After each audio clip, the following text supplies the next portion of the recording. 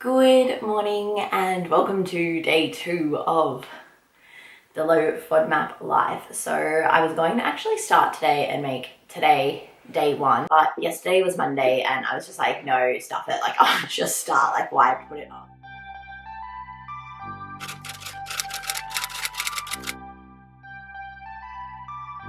And so yeah, I got all my groceries delivered yesterday and just kind of threw some stuff together that was low FODMAP compliant, but I hadn't done like any meal prep. So yeah, I thought I would just pick up my camera today and show you pretty much what my starting point is.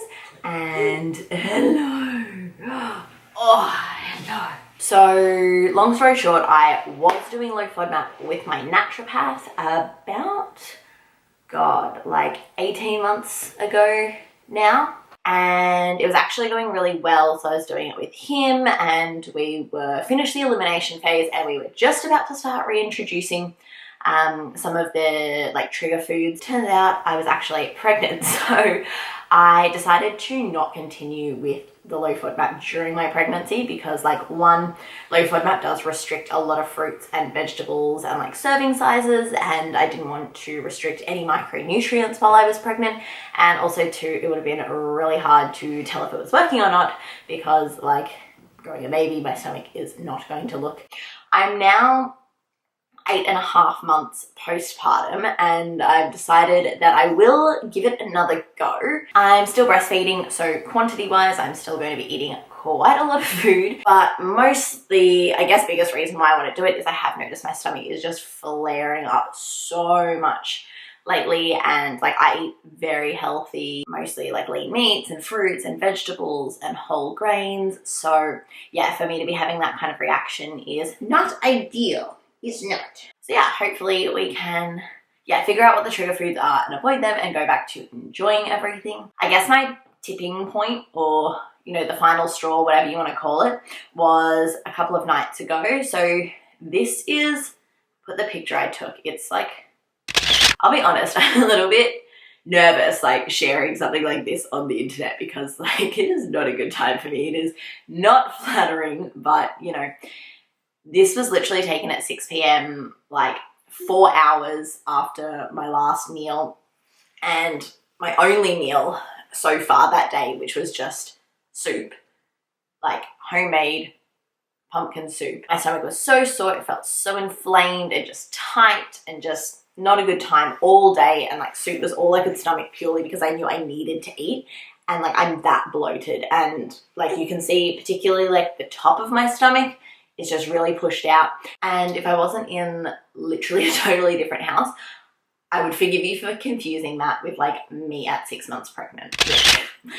It's not really how I want to go about my life looking, and it's also not how I want to go about my life feeling. So I was just like, yep, no, that's it. We are doing it. Aww. So this is me now. You can see like the top of my stomach has come down quite a lot from that picture, but it's still not like where I'd like it to be. The bottom of my stomach here is still quite distended. It is, yeah, still quite firm, still quite pushed out. And I think that, yeah, changing up what I eat and doing the low FODMAP is going to really help with that. I mean, I don't think I look bad at all, but I do just have like this bloating constantly and it does get quite painful. So yeah, even from just like one day of eating the low FODMAP, you can see that that's made quite a, I would say, a substantial difference, and I'm really hoping that the next couple of weeks will make an even bigger one. So the first thing I cook is obviously going to be a sweet snack or a dessert, and I'm actually not even going to cook it. It's one of those like no bake, set in the fridge type things, and that is because when it hits 3 p.m, I need something, you know, sweet and delicious, and usually that'll be like something I've baked that's really healthy. So yeah, that's a priority, or this low FODMAP thing is just not going to work. So this is a really easy recipe. I actually just pulled this straight off the Monash website. They've got a whole bunch of like stuff. I have had to adapt a lot of their recipes because they'll either have gluten or dairy in them. So I've done a lot of adaptations, but this one I'm pretty sure I've just taken it as is, so I will link it below. But the hero of this recipe, is actually these rice puff things. So please excuse how messy my breakfast straw is, but these are from Freedom Foods, and you can actually just get them from Woolworths, and you can see that they have the Monash low FODMAP symbol down in the corner there. So they're just an easy breakfast cereal, but I'm going to bake them into like a rice crispy treat type vibe. So they're really easy, but you can also have them like as a breakfast for something super simple. And these Freedom Food guys actually do a couple of things that fit that vibe. So I do have a couple of their cereals. Gluten-free Wheat Bix are also low FODMAP certified, so that's a good time. My favorite though are these ones. They're multigrain and cranberry, and again you can see it's got that symbol, and their maple crunch is also really good, again low FODMAP. So those are just a couple of cereal options. Personally, I don't really have cereal for breakfast, but I will have a cereal like with some coconut yogurt in the afternoon or mid-morning as a little bit of a snack. I think the cereal just gives the yogurt like a little bit of a crunch, different texture, and makes it feel like more of a substantial like morning tea than just yogurt by itself. Also, Finley's learned how to stand up, so that's a vibe. He enjoys just standing around, chatting to himself. What are you doing? Are you making a mess? Yes, you are. But like I said, this is going to be super easy. We're just going to dump everything into the bowl, mix it together, and then set it in the fridge. I've chosen this tray. You can kind of choose any tray you want. Starting off with 2 cups of this rice cereal. Ooh, that did not work.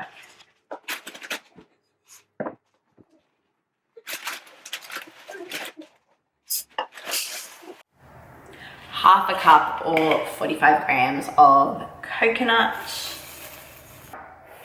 half a cup or 80 grams of rolled oats, a quarter cup or 43 grams of chia seeds,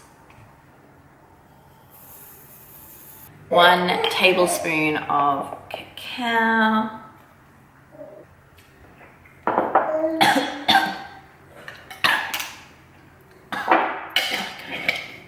and that's it for the dry ingredients. So I'm just going to give that a mix and kind of combine all of that. And then we're just going to throw in 1 teaspoon of vanilla essence, half a cup or 182 grams of rice malt syrup. I picked up this one from Woolworths, and this like little squeezy lid thing is pretty life-changing. And a quarter cup of melted coconut oil. And so I'm just giving that a really good mix to combine it until it's all like the dry parts are nice and wet.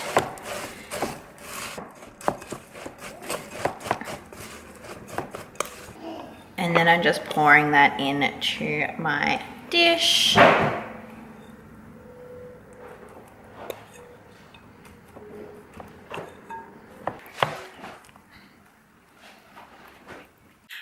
And I'm gonna pop this guy in the fridge for like 2 or so hours to set, and then cut it into 12 slices. So it does say 12.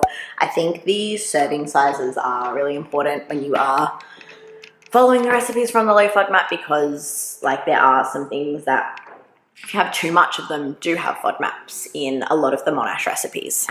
Where's your jumps?